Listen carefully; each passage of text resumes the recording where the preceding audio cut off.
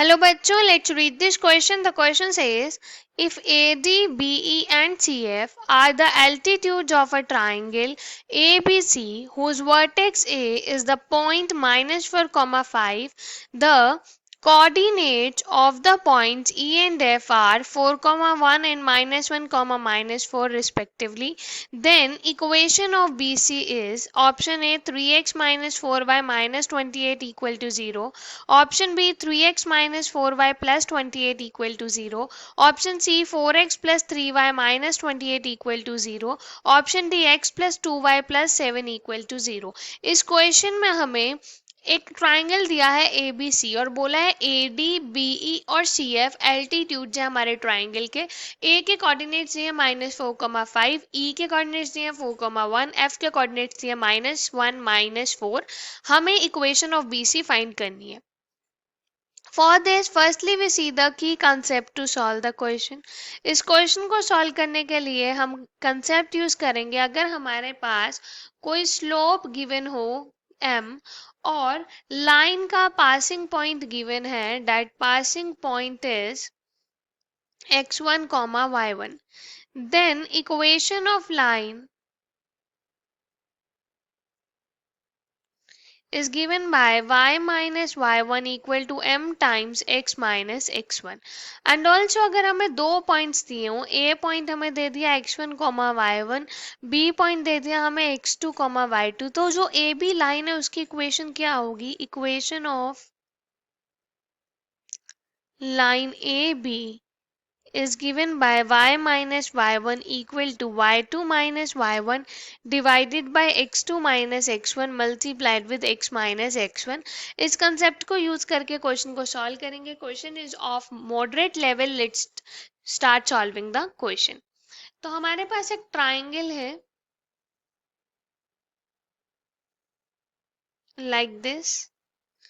ये हमारा A coordinate है, this is B, this is C. तीन एल्टीट्यूड हमें दिए हैं ए से डी तक, ये एक एल्टीट्यूड है, बी ई एक एल्टीट्यूड है और सी एफ एक एल्टीट्यूड है लाइक दिस। ए के कोऑर्डिनेट्स है -4, 5, ई के कोऑर्डिनेट्स है 4, 1, एफ के कोऑर्डिनेट्स है -1, -4। तो हमें बी सी लाइन निकालनी है। तो सबसे पहले हम बी सी लाइन निकालने के लिए बी और सी फाइंड करेंगे। बी और सी फाइंड करने के लिए हमें ए बी और ए बी की इक्वेशन पता होनी चाहिए, बी ई की इक्वेशन पता होनी चाहिए, वहां से बी आ जाएगा। ए सी की इक्वेशन और सी एफ की इक्वेशन पता होगी तो वहां से सी आ जाएगा। अब यहाँ पे हम सबसे पहले ए बी का स्लोप फाइंड करेंगे। जो ए बी का स्लोप है वो सेम होगा ए एफ के। तो slope of A B is equal to slope of A F, क्योंकि दोनों एक ही डायरेक्शन में एक ही लाइन पे है। So this is equal to slope of A F क्या होगा? -4 -5 divided by -1 plus 4 which is equal to -9 divided by 3, this is -3। तो स्लोप ऑफ ए बी -3 आ गया और हमारे पास ए पॉइंट है -4, 5। तो ए पॉइंट से पास होगी, स्लोप -3 है, तो ए बी की इक्वेशन क्या हो जाएगी? Equation of A B is y minus 5 equal to -3 times x minus minus plus 4। तो ये हो गया y minus 5 equal to -3x minus 12। तो यहाँ से आया 3x plus y plus 7 equal to 0। let it name as equation 1। अब हम क्या करेंगे? अगर हमारा स्लोप ऑफ ए बी -3 है, ए बी और सी एफ परपेंडिकुलर है, as C F is perpendicular to A B, तो जो सी एफ का स्लोप है वो ए बी के स्लोप का नेगेटिव रेसिप्रोकल होगा। That means slope of C F is equal to -1 divided by slope of A B. और A B का स्लोप हमारे पास कितना है? -3, तो ये हो जाएगा 1/3। सी एफ का स्लोप 1/3 हो गया। और हमारे पास एफ क्या दिया हुआ है? F is -1, -4। तो स्लोप पता चल गया, पासिंग पॉइंट पता चल गया। यहाँ से हम लिख सकते हैं equation of C F is y plus 4 equal to 1/3, यहाँ पे x प्लस 1 हो जाएगा. This is 3y plus 12 equal to x plus 1. तो यहाँ से आ गया x minus 3y minus 11 equal to 0. इसे हमने इक्वेशन 2 कह दिया. अब हम बात करते हैं ए सी साइड की, दिस साइड ए सी. तो ए सी का जो स्लोप है वो ए के इक्वल होगा. तो यहाँ पे हम कह सकते हैं slope of A C is equal to slope of A, और स्लोप ऑफ ए हम फाइंड कर सकते हैं. दिस इज इक्वल टू, यहाँ से आएगा 1 minus 5 divide by 4 minus minus plus 4. So this is equal to minus 4/8 which is minus 1/2. तो यहाँ से स्लोप आ गया और हमें a का पॉइंट पता है कितना है, -4,5. तो हम यहाँ से इक्वेशन ऑफ ए सी लिख सकते हैं y minus 5 equal to -1/2 x minus minus plus 4. ये हो गया 2y minus 10 equal to minus x minus 4. तो यहाँ से इक्वेशन आ गई x plus 2y minus 6 is equal to 0. ये इक्वेशन 3 होगी. अब हमारे पास जो ये BE है, ये AC के परपेंडिकुलर है. तो एज